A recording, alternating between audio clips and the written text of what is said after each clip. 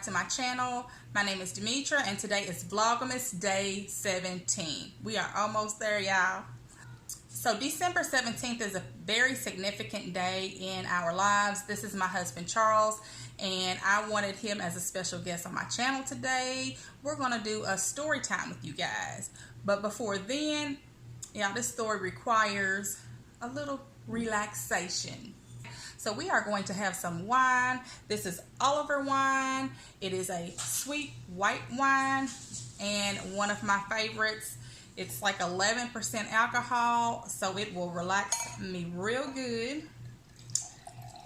And it tastes very good as well. Should I just do a little bit? We're going to do enough.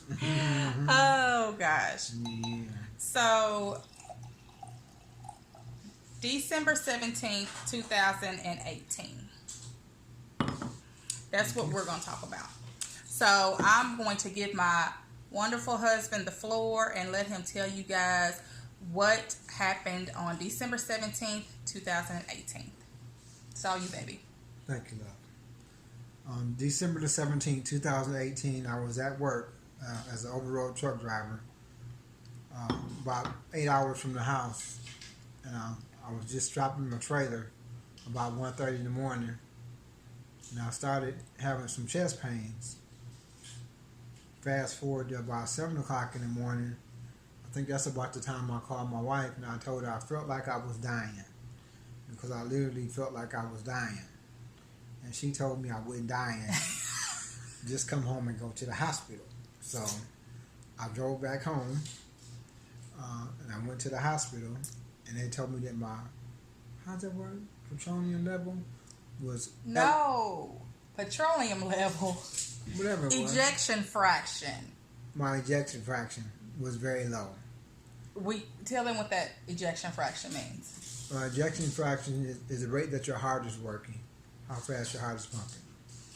So, I'm sorry, I don't mean to interrupt, baby. I just want to make sure y'all understand. So, the normal heart pumps at 60 to 70% capacity. It's not 100% capacity, but it's the amount of blood that the heart pumps out to the other organs. So, our typical person has 60 to 70% and continue. Mine was 8 to 10%. Because I had suffered a mild heart attack. And I was diagnosed with congestive heart failure. I went to my local clinic here where I live at. And they told me I had to go to the hospital because I had suffered a heart attack. And I went to the hospital, which is a smaller community hospital. They sent me to the larger hospital in the next town, about an hour north of where we live at. Where I became a resident for about 7 days.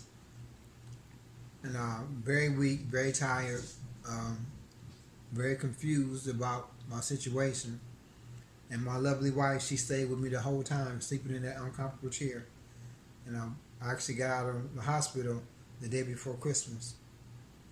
And that's my story. So, what ended up being his diagnosis was congestive heart failure. And even the doctor said that term probably needs to be reworded because it sounds like a death sentence, and that's how we felt at the time. He had a massive amount of swelling on his body and his legs, and they couldn't get his blood pressure under control. And I can't remember when they called me in because they did so many tests on him, and I remember they did a heart cath, and I can't remember what that the doctor pulled me and my mom. We were waiting on the results from his heart cath, and they pulled me and mama into the room, and I know what he said. So the doctor said, first of all, have faith. Remember I told you that? Yes. So I was like, what he finna tell me? What is this man getting ready to tell me about my husband? That's how I felt. And I was terrified. And he did go on to tell us that they found that his heart was functioning at 8 to 10%. He explained it to me because at the time I also thought that a normal heart is 100%. You know, you think about percentages, everything is out of 100%, right? Correct.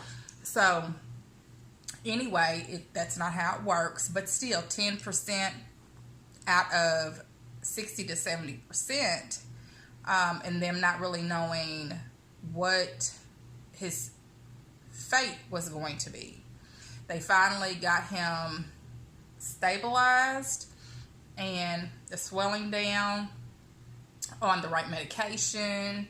Well, I don't say the right medication because they toyed with this medication for about a year almost. Yeah, I mean, still toying with it because some other things just popped up where they thought it went up and then down, right? They thought it went down, so they adjusted some medicines, and we don't know if the medicines is what brought it back up, or the fact, this was recently, or the fact that it may have been misread by the tech.